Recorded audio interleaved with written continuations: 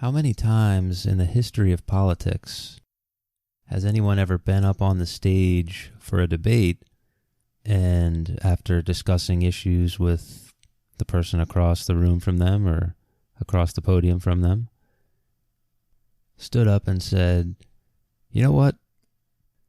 I'm changing my mind. You made a good point and you've convinced me. I'm going to change my mind, and maybe together we can work towards some sort of higher truth." Okay, that doesn't happen in politics.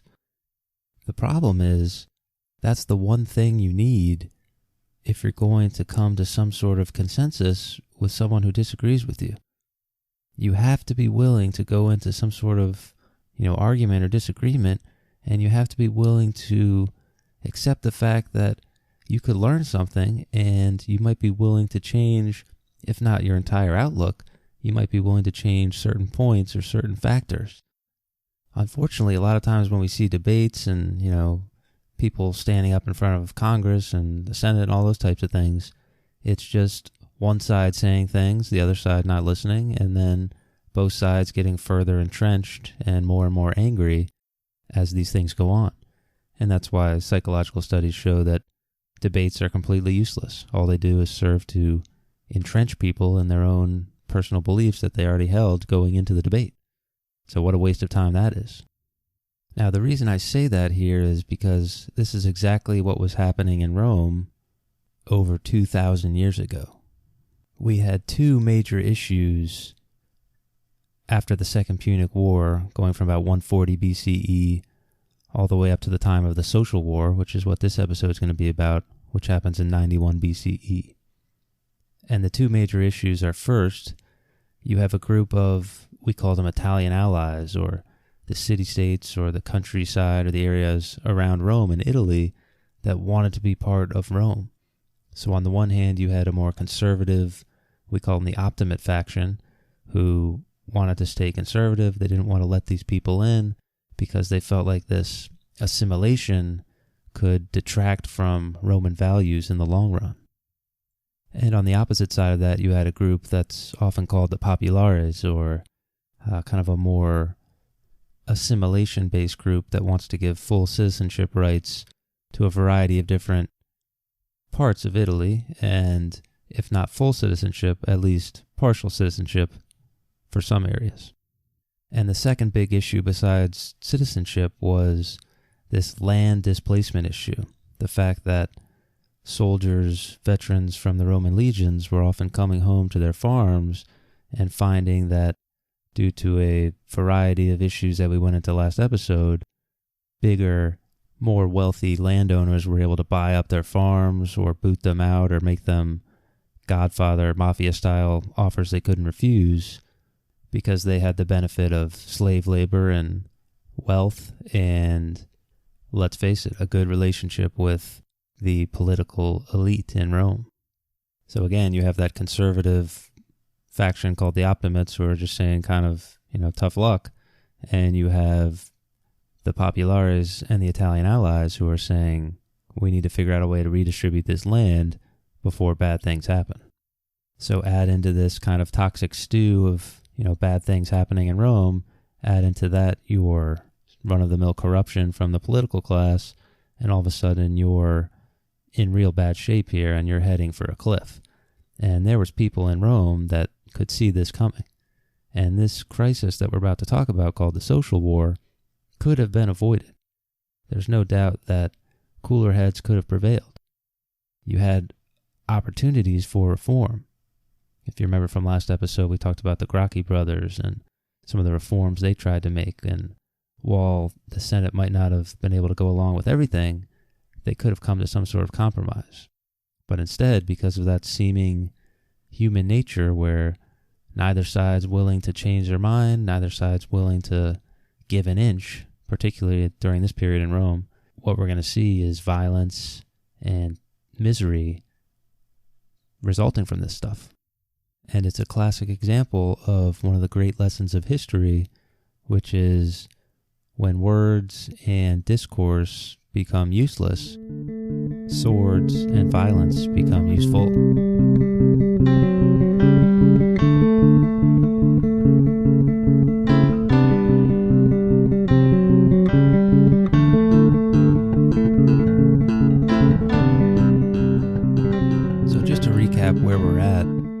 social war, which we're about to get into, is going to break out in 91 BCE. But before this period, almost from the end of the Punic Wars around 140 BCE, there's a couple decades where Rome is expanding, and they're getting involved in some of these border wars with areas in Africa and areas in Europe where they're trying to, expand the borders, or maybe they're just rubbing up against peoples who are, they've kind of never seen before, but now that their borders are expanding, they're running into these folks. Now, in particular, there's a series of wars in Africa, and there's a series of wars, what a lot of people have called German barbarians. I'm not sure that's the best name for it, but again, coming from Central Europe. And the Romans are not just fighting this themselves, but they're recruiting people from all over their republic to help them with the fight. So a lot of times the Italian allies are sending even more men than the Romans are into battle, and these people aren't even full citizens yet. So for the Italian allies who are fighting in these wars, they almost see it as a way to kind of prove that they're Roman and a way to gain that citizenship into the Roman system that they've always wanted. In fact, the Romans are so desperate for men that they eventually, led by Gaius Marius, of course, these are called the Marian Reforms, but they drop the property qualification you need to enter the military. So before in Rome, you always had to be able to own land before you were able to join the military. You had to own some sort of land. That was a qualification. But Marius comes along and he says, you know what, we need the men so badly, anybody can come in, and then trust me, I'll get you the land after the battles, after we win, after we fight for the glory of Rome. So this Marian Reform, where you no longer need property to enter into the military, is huge for a lot of reasons. The first one is that these soldiers who are now fighting for Marius and future generals in the future are no longer fighting for the state of Rome. They're fighting essentially for themselves, and they're loyal to their general because he's the one that's going to be providing them with the land and fighting in the government to figure out a way to get that land for his veterans. Another reason those Marian Reforms are important is because now all of a sudden you have an increasing group of people who are coming back after these battles, and all of a sudden they're upset that they aren't getting the land that they want. And this is only adding to the discontent and the land issues that were already in place in Rome at the time. So essentially you now have a group of people in the Italian allies and some of the poor plebeians and some of these veterans who are now going out and they're fighting and they're dying and they're losing their friends and their families, and it's horrible. And they're doing this all for Rome, but when they come back, they have no land, they have no one fighting for them, they don't even have citizenship, they don't even have the right to vote to kind of get these things for themselves. So you have an angry, upset group of people, and when you have an angry, upset group of people and you ignore them for too long, bad things are going to happen, particularly if these ignored people are veterans. Not only did these people feel ignored, but they also felt devalued. An example of this occurs in 95 BCE, when the Senate basically creates a law that expels any non-citizens from Rome, and they actually make it a little bit more difficult for non-citizens to gain any sort of land or work out any sort of deals to get land. Here's the great Roman Cicero, who was actually alive during this period, talking about how the Italian allies felt so devalued, and in particular because of this new law that kicked out non-citizens, it was really a blow to the psyche of the Italian allies. Quote, "The feelings of the Italian peoples were so alienated by this law that it was the main cause of the war, which broke out 3 years later." End quote. So there's Cicero essentially saying, not only does this law hurt the feelings of the Italian allies, but the fact that they're being devalued is going to lead directly to war. And it's at this point that the Italian allies start banding together. So the main group that's kind of a rebel group is called the Samnites. And these people are ancient rivals of Rome. They actually fought some battles, some wars way back in the day when Rome was first conquering the Italian peninsula, and the Romans and the Samnites never really got along that well. So the Samnites are kind of itching at the opportunity to maybe rebel and get back at Rome. Leaders from that faction, leaders from some other factions will meet secretly in order to kind of figure out who has whose back in case war breaks out. At this point, the battle lines are more or less drawn. all of those people that Rome had disregarded, not given the citizenship or not given the full citizenship, and kind of screwed over with some of those land deals, all of a sudden those people might come back to bite Rome in a big way. It's at this point where there's essentially one last chance to avoid war, and that last chance is a guy by the name of Livius Drusus. And Livius Drusus, somewhat ironically, is the son of Marcus Livius Drusus, who was actually the guy we said in last episode that Gaius Gracchus, the tribune who was trying to reform these very issues we're talking about now and ends up getting killed by the Senate, he was out-politicked by Marcus Livius Drusus. So when Gaius Gracchus would get up there and rally the crowds and, urge them into a frenzy and then promise them 3 colonies and 10 big land deals and all this kind of stuff that demagogues do, Marcus Livius Drusus would just wait for him to be done and then go ahead and double or triple on whatever Gaius Gracchus was saying. So, of course, the people are going to elect Marcus Livius Drusus because instead of 3 plots of land and 6 land deals, Marcus Livius Drusus is going to promise 10 land deals and 40 colonies. You get the idea. Of course, little did the people know when they elected him that Marcus Livius Drusus was in the back pocket of the Senate the whole time, so they actually went and passed his laws and then slowly just allowed them to expire without anyone noticing. So another win for the Senate in this kind of political battle, but unfortunately, the main problems are going to remain, and the Senate's refusal to legislate on them is going to come back to bite them. So this Livius Drusus, during this period, again, this is around 92, 91 BCE, he's trying to fix all the problems in Rome. So he sees that the Italian allies are upset with the citizenship.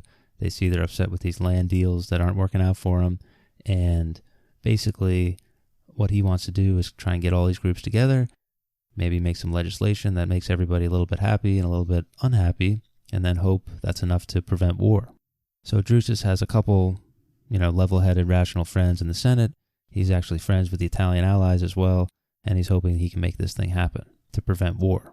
Unfortunately, when Livius Drusus tries to solve the problems, he runs into the same stubbornness and refusal of anyone to change anyone's minds or perspectives that we talked about earlier in the episode. Here's historian Philip Matichek talking about this very thing. Quote, "There were men of good will on all sides, but by and large factionalism and intransience ruled the day. A considerable majority regarded compromise not as statesmanship, but as weakness, and were determined that all concessions should come from the others. It would take a Solomon to sort out this mess, but Livius Drusus was determined to give it a sporting try." End quote. So Livius Drusus gets elected tribune of the plebs, and he presents his bills for land reform and citizenship reform to the Senate. Unfortunately for Drusus and the Italian allies, and really all of the Roman system, the Senate rejects him. They're refusing to compromise, and they're refusing to allow even a hint of compromise. What's ironic about this is that within a decade, between 50 and 75% of the senators who rejected this deal would be dead due to the violence and the destruction that rejecting this deal was going to cause. Shortly after Livius Drusus presents the bill and gets rejected, he's found murdered, assassinated in his own home. Now, there's a pretty good conspiracy here about who exactly did this.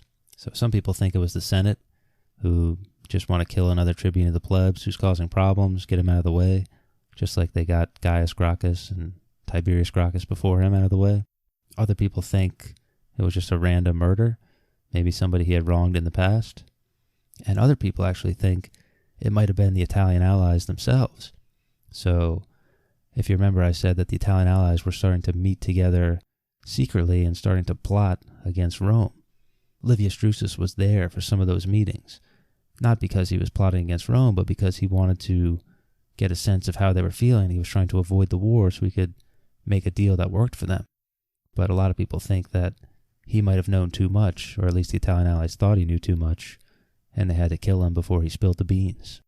So regardless of which theory you believe, the death of Livius Drusus is the spark for the social war.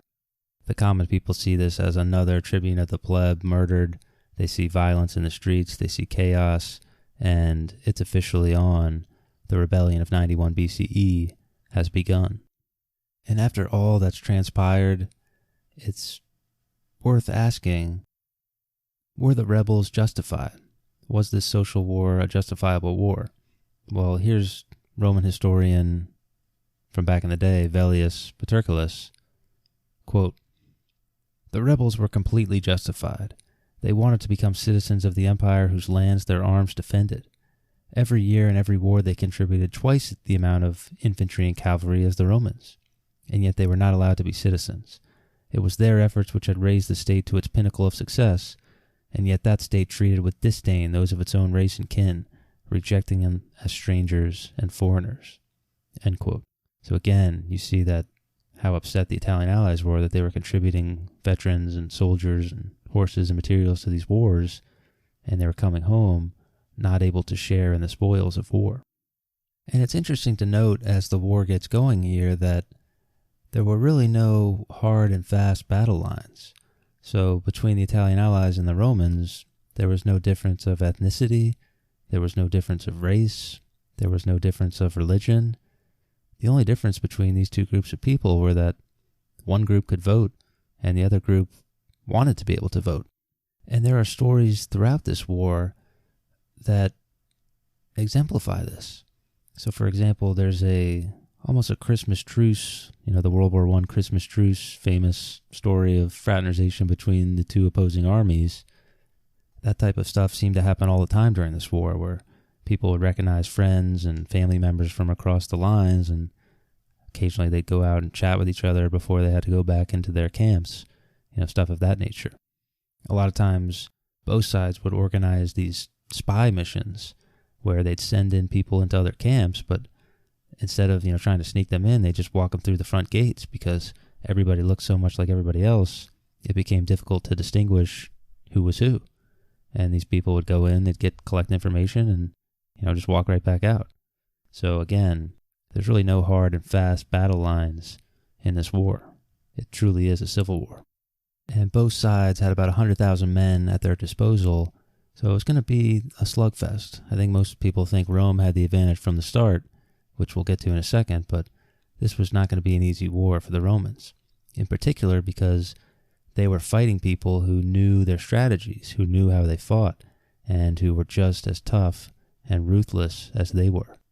And why is that? Because these people have actually fought with the Romans for decades. The Roman strategy in this war is going to hinge on kind of a little-known fact about Rome and their military strength. At least in Italy, it had to do with the colonies that they set up all around Italy. So Rome, early in its development, went out and they located areas of strategic importance from a military perspective all across Italy. So anywhere there was like a pass or some sort of important terrain feature, Rome planted a colony there, and they filled it full of Roman people that were always going to be loyal to the state. So these colonies could act as defensive structures in any sort of war. They could also act as resupplying stations for any army that was moving from place to place across Italy. So these colonies were a huge advantage in the war for the Romans. So the goal for Rome was to protect their colonies, use them periodically in order to get supplies, rest for their soldiers, food, all sorts of things like that to give them a distinct advantage.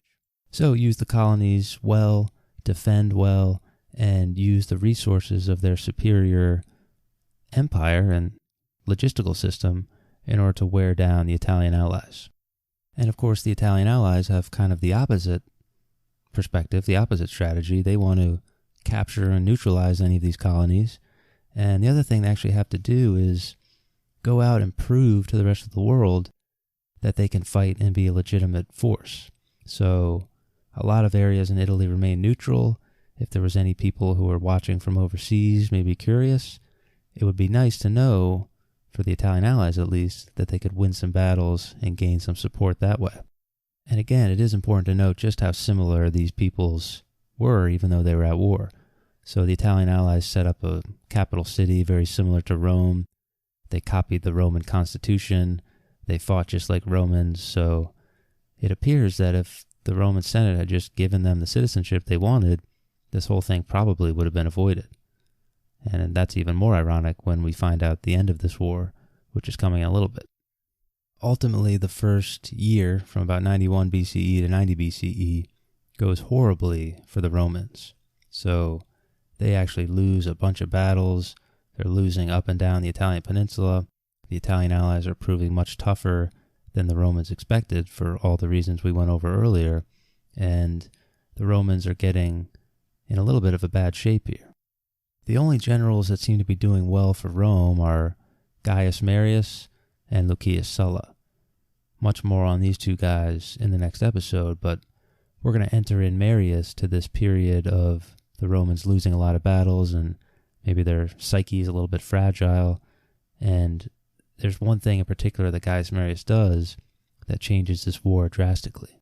So he was actually the number 2 in command at a certain area of Italy where it looked like a big battle was shaping up with the Italian allies, maybe even a battle that would change the whole course of the war.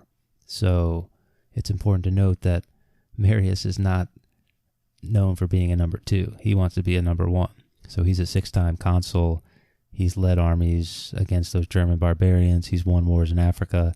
This guy's a serious general, and he's an opportunist. And he's someone who wants to get ahead, and he always wants the credit for everything.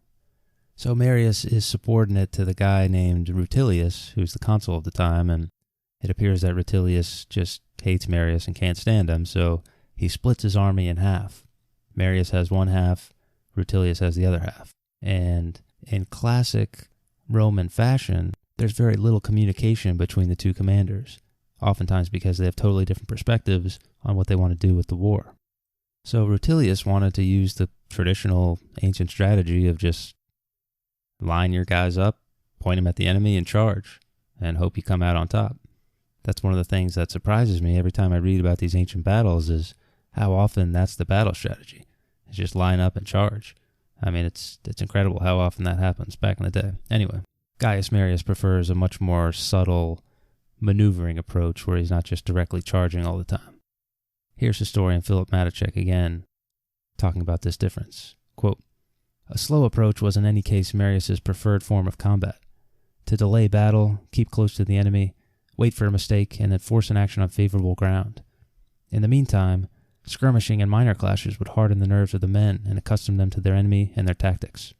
With the Marian method, the foe seemed familiar and less terrifying when the crunch time came, and success was more likely. Rutilius was much more of a traditionalist, and the traditional approach of a Roman general was to march his men to the battlefront, point them at the enemy army, and thereafter encourage them to victory through the ensuing carnage." End quote. So this is exactly what Rutilius does in this particular case. He just charges the army recklessly, and the Italian allies crush him. They end up actually killing Rutilius and a ton of Roman soldiers. So Marius is in a position on the other side of the battlefield, and he actually can't even see what's going on with Rutilius, but all of a sudden the dead bodies come flowing down the river, and the river turns red, and Marius knows that the Romans have suffered a big defeat. So he rallies his troops. He manages to go over there, salvage a draw, or maybe even a victory, some people think. But what Gaius Marius does next is really what's going to change this war. And what he does is, instead of burying all those Roman bodies on the battlefield, which is a traditional approach, he actually brings the bodies back to Rome, and he goes out of his way to do this. So this has a huge psychological effect on the people of Rome. So instead of the war being some far-off, distant thing being fought by politicians and generals, they can now see their friends and their family members who are dead. And they also see the consul who is dead. And they bring these bodies, they march them through Rome, and now all of a sudden there's a huge population of Romans who are starting to think maybe this whole idea was a bad idea. Maybe this whole war wasn't the best idea. Soon after this, another consul would engage in a stupid charge, which turns into an ambush. He would get himself killed, a couple other minor defeats, and all of a sudden the Romans are reeling. And the psychological effects of these defeats on the Roman people cannot be underestimated. Some people thought the army was scared. A lot of people thought the Roman population was nervous for the first time since Hannibal was ravaging the Roman countryside. So the Senate realizes this, and they essentially capitulate. And they use diplomacy to end the war. So what they do is they pass a couple of laws. The first one is that anyone who has the Latin Rite now officially has citizenship. So if you remember from last episode, the Latin Rite was kind of that half citizenship thing where they had the legal protections and some of the property rights, but they weren't able to vote. So now the Roman Senate said, look, anyone who's got that, even if you're rebelling against us, you can be a citizen. The other thing they passed was that anyone at all who wanted to become a Roman citizen, all they had to do was walk into Rome, apply for it within the next 60 days, and then all of a sudden you're a Roman citizen. Boom. So this has a huge impact on the Italian allies because that's the whole reason they were fighting the war. They just wanted the citizenship. So you literally have a whole bunch of people and soldiers just dropping their arms, walking into Rome, claiming citizenship, and being happy. And this is a double whammy because you're losing soldiers from the Italian allies' army, and you're actually gaining those soldiers into the Roman army now. So it's a huge double whammy, and it effectively ends the war. So in the history books, it'll say that the social war was fought from 91 to 88 BCE, and the Romans defeated the Italian allies. But in reality, the Italian allies got everything they wanted. At least the common man did. They were fighting for citizenship, and they wanted to be part of that Roman system, and at the end of the day, the Senate gave that to them, and had to concede most of the issues that started the war in the first place. I mean, imagine the carnage that could have been avoided if the Senate had just accepted the reforms of Livius Drusus, which most historians agree were pretty sensible reforms, even for some of the conservative elements of the Roman Senate. Now, it is important to note that there were some elements of the Italian allies who continued the fight, most notably the Samnites, who were one of the primary people getting involved in this in the first place. They never surrender, and they continue to hold out. The Romans would send out Lucius Sulla to go mop up the remaining Italian allies who are no longer really a major threat. So at this point, everyone agrees the war is essentially over, but Sulla's going to go ahead and mop up any remaining rebels who maybe wanted to get back at Rome for some of those perceived slights, or maybe were worried that Rome wasn't exactly going to be lenient with them if they surrendered. So the social war and the rebellion were essentially over, but they weren't completely over. And the fire that was the social war that consumed all of Italy for 3 years, those embers that started that war were going to remain in place. And the developing rivalry between Gaius Marius and Lucius Sulla was going to be the gasoline that ignites Rome one more time.